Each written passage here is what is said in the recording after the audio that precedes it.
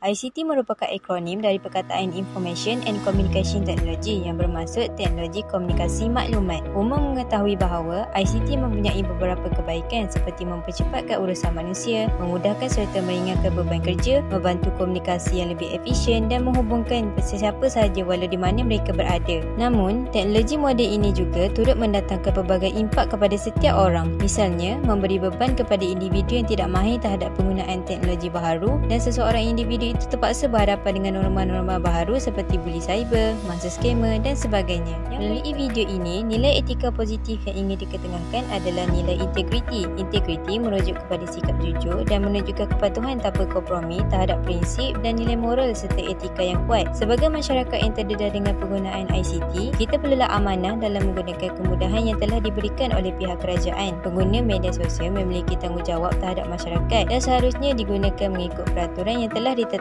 Masyarakat juga perlu jujur dalam menyebarkan sebarang maklumat terutamanya berkaitan isu semasa yang berlaku di dalam dan di luar negara agar tidak berlaku sebarang masalah. Pematuhan terhadap nilai integriti ini dapat menjamin kesahihan sesuatu maklumat dan secara tidak langsung membantu individu lain untuk lebih mengetahui serta memahami maklumat yang dikongsikan dengan lebih mendalam.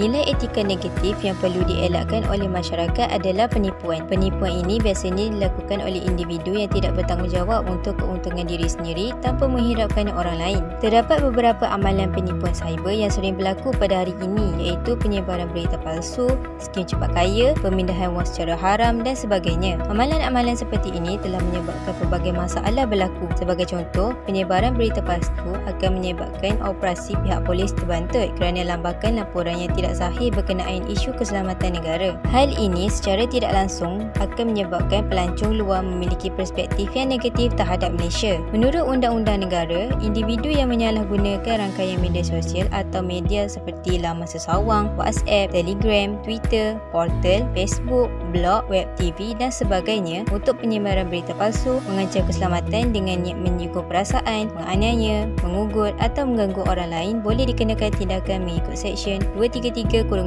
Akta Komunikasi dan Multimedia 1998. Jika didapati bersalah, individu tersebut boleh didenda RM50,000 atau dipenjara tidak melebihi setahun atau kedua-duanya sekali. Hukuman ini perlu dilaksanakan agar kegiatan penipuan ini dapat dibendung dan menjadi pengajaran kepada masyarakat agar menggunakan kemudahan ICT dengan lebih bijak. Adab yang ingin ditekankan dalam video ini adalah menghormati hak dan peribadi orang lain. Dalam penggunaan ICT, penghormatan terhadap hak dan peribadi orang lain adalah merupakan tunjang penting. Di negara kita, terdapat sebuah perbadanan yang sentiasa memantau dan mengawasi setiap perkara yang tersebar di media sosial iaitu Jabatan Perlindungan Data Peribadi Malaysia JPDP yang merupakan agensi di bawah Kementerian Komunikasi dan Multimedia. Kita dapat lihat ramai orang tangkap layar status dan pecicit iaitu tweet orang lain lalu disebarkan atau dikeluarkan artikel mengenainya tanpa kebenaran pemilik akaun. Ini akan menyebabkan pemilik akaun itu mendapat kecaman dari netizen. Akan tetapi, perkara tersebut tidak berlaku pada akaun yang disetkan sebagai peribadi. Ini menunjukkan netizen Malaysia masih ada sikap hormat berkenaan hak peribadi. Yang kedua pula adalah menghina bangsa dan agama lain. Penghinaan terhadap bangsa dan agama lain adalah perbuatan yang sangat biadab yang sering berlaku di Malaysia. Perbuatan ini sangat memalukan dan mampu memecahkan kesepaduan rakyat Malaysia yang hidup dalam keharmonian pelbagai bangsa. Terdapat pihak-pihak yang sengaja menimbulkan isu-isu yang tidak sepatutnya di media sosial berkenaan bangsa dan agama sehingga mencetuskan kemarahan orang ramai. Hal ini bukan sahaja memberi impak terhadap kesepaduan di Malaysia, akan tetapi ia mampu memusnahkan semangat kebersamaan bangsa di Malaysia yang telah terbina sejak awal kemerdekaan. Hal ini perlu dibantras dan tindakan tegas harus diambil ke atas individu yang sengaja mencetuskan provokasi. Yang berikutnya adalah objektif. Yang pertama, memberi pendedahan kepada golongan belia mengenai kaedah pencarian maklumat sahih berkaitan isu sensitif. Objektif dalam penyediaan video ini adalah untuk memberi pendedahan kepada golongan belia mengenai kaedah pencarian maklumat sahih berkaitan isu sensitif. Contohnya, perang antara Israel Palestin yang menjadi isu sensitif sekarang disebabkan ada setengah pihak yang ingin menyembunyikan kebenaran daripada diketahui dunia. Para belia boleh mendapatkan maklumat sahih berkaitan isu tersebut di media sosial yang telah dikongsikan oleh beberapa pihak yang boleh dipercayai dan mengetahui keadaan sebenar yang telah berlaku. Yang kedua adalah memberi kesedaran kepada masyarakat tentang penggunaan teknologi maklumat ICT yang meragut nilai etika dan peradaban. Selain itu, objektif ini juga sedikit sebanyak dapat memberi kesedaran kepada masyarakat tentang penggunaan teknologi maklumat ICT yang meragut nilai etika dan peradaban. Kesedaran ini sewajarnya diketahui oleh semua pihak, tidak kira yang berjawatan maupun rakyat. Hal ini kerana kerana penggunaan teknologi ini digunakan oleh khalayak ramai yang akan tercetusnya perkara baik dan buruk. Misalnya, penyebaran isu sensitif dalam pertikaian agama dan kaum lain. Perkara ini akan meragut nilai hormat individu kepada individu yang lain dan tercetusnya pergaduhan dalam negara. Jadi, kita dapat menyedarkan masyarakat bahawa penggunaan teknologi misalnya penyebaran maklumat perlu dikawal dan ditapis dahulu sebelum dikeluarkan kenyataan supaya tidak berlakunya sebarang diskriminasi antara kaum dan agama. Yang terakhir pula adalah menjelaskan kesan baik dan buruk penggunaan teknologi maklumat kepada etika dan peradaban golongan belia. Pada era ini, penggunaan teknologi maklumat dan komunikasi semakin berleluasa terutamanya dalam kalangan belia dan telah menjadi kepentingan dalam menjalani kehidupan seharian. Salah satu kebaikannya kepada golongan belia ialah dapat memudahkan urusan. Kita dapat lihat bahawa apa sahaja urusan kerajaan maupun swasta mampu dilakukan secara atas talian seperti urusan pembayaran bil utiliti, urusan perbankan dan permohonan pekerjaan melalui sistem resume online. Selain itu, ia memudahkan golongan belia dalam pencarian maklumat kerana ia akan memudahkan belia dalam mengakses apa sahaja ilmu dan memudahkan untuk mengetahui keadaan dunia sekarang. Meskipun penggunaan teknologi maklumat ICT ini mempunyai kesan yang baik, ia juga akan menjurus kepada kesan yang buruk dalam kalangan golongan belia. Seperti mana yang kita ketahui, semua institusi menggunakan platform atas talian dalam pembelajaran akibat tercetusnya pandemik COVID-19. Perkara ini sedikit sebanyak akan menggalakkan belia lebih berfokuskan interaksi hanya atas talian. Segala perbincangan tugasan bersama rakan juga hanyalah berdasarkan atas talian. Penggunaan teknologi maklumat ini akan mendorong mereka bersosial serta hiburan serta menyebabkan hubungan kekeluargaan semakin renggang serta komunikasi secara bersemuka semakin tipis. Seterusnya adalah golongan sasaran iaitu golongan belia. Golongan belia merupakan tunjang kemajuan dan keamanan negara dan masa depan.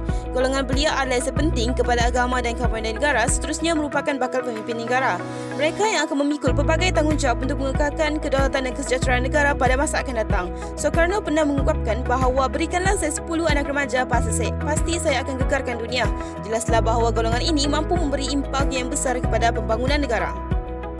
Berikut merupakan kepentingan pengaruh teknologi maklumat dan komunikasi ICT kepada golongan belia di Malaysia. Kepentingan ICT adalah menggalakkan komunikasi secara meluas dalam kalangan belia. Hal ini dikatakan demikian kerana kewujudan laman sosial seperti Facebook, Twitter, blogger dan sebagainya telah merancangkan lagi komunikasi antara manusia kerana medium ini dapat digunakan tanpa mengira sempadan dan waktu. Keadaan ini memudahkan golongan belia untuk saling berinteraksi di atas talian terutama dengan rakan-rakan dan ahli keluarga. Oleh itu, tidak dapat dinafikan bahawa komunikasi ini telah mengeratkan lagi hubungan persahabatan dan silaturahim antara satu sama lain. Selain itu, ICT bertindak sebagai bahan rujukan maklumat kepada golongan belia. Golongan belia yang mementingkan maklumat berkaitan dengan pelbagai aspek akan menggunakan media massa atau media elektronik dalam mencapai maklumat dan sekaligus dapat mengembangkan minda mereka. Sebagai contoh, mahasiswa universiti boleh menggunakan kemudahan internet untuk mengakses ilmu secara atas talian sebagai sumber rujukan untuk tugasan. Hal ini secara tidak langsung memudahkan urusan mahasiswa untuk melengkapkan tugasan mereka kerana semua maklumat yang berilmiah dapat diperoleh di hujung jari. Di samping itu, teknologi maklumat dan komunikasi membantu belia untuk meluaskan aktiviti perniagaan. Hal ini kerana penggunaan ICT berupaya untuk menjimatkan kos perniagaan kerana belia tidak perlu membayar sewa kedai untuk memasarkan barangan mereka. Tambahan pula, perniagaan dalam talian yang diwujudkan ini akan memudahkan pihak pembeli. Secara tidak langsung, hal ini akan meningkatkan lagi permintaan terhadap sesuatu barangan yang dijual di pasaran tempatan. Kesimpulannya, evolusi ICT pada masa ini berlaku dengan pantas. Teknologi yang maju dan canggih telah menjadikan dunia tanpa batasan. Hal ini dapat dilihat apabila teknologi tidak dapat dipisahkan dalam kehidupan masyarakat, terutamanya golongan belia kerana belia menggunakannya hampir dalam segala perkara. Malangnya, setengah golongan tidak bertanggungjawab telah menyalahgunakan kemudahan ini seperti menyebarkan perkara yang tidak sahih di media sosial. Oleh itu, golongan belia tentunya diharapkan dapat menggunakan teknologi maklumat dan komunikasi dengan bijak agar kemudahan sedia ada dapat digunakan dengan sebaiknya.